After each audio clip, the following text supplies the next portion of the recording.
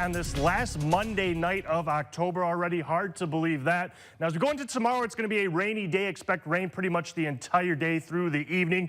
But as we get through tomorrow, the rest of the week, it is going to be dry. We'll kind of have temperatures around average with highs mostly in the upper 40s to mid 50s. Overnight lows kind of in the 30s. Halloween looking dry, partly cloudy. We'll have high temperatures into the upper 40s. But today, it was a nice fall day. Temperatures above average, mostly around 60 degrees. 61 for Wasika, 61 for New Ulm, and 63 degrees for St. James. Tonight, those temperatures do stay above average for overnight lows. The average overnight low, about 34 degrees for this time of year, will be in the mid 40s.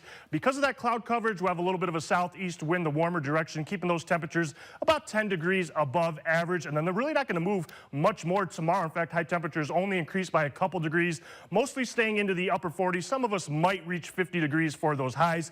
We do have a cold front on the way with that low pressure system into South Dakota. Again, that's going to dip to the southeast, then back to the northeast as we go over the next couple of days. That cold front going to move directly west to east. We got a couple little showers, sprinkles out there into Blue Earth County right now, and then south of Mankato. Those will start to fill in as we go overnight tonight into tomorrow morning as we get all that energy to come together with that cold front. So rain becoming widespread by the morning, and then you can see it pretty much last through lunchtime and then into the evening, starting to move more to the east. We'll get that counterclockwise flow. More showers then move into the Rochester area and southeastern part of Minnesota. So it'll be a light to moderate rain through much of the day, but every once in a while there will be some heavier showers with this rain that'll finally move out by the time we get into Wednesday morning. Turning partly sunny by Wednesday afternoon, and a lot better weather as we go through the rest of the week. Most of us going to get about a quarter inch, maybe upwards half an inch of rain when everything's set and done by Wednesday morning. Some of us could get some localized higher amounts up to an inch where you get those heavier rain showers.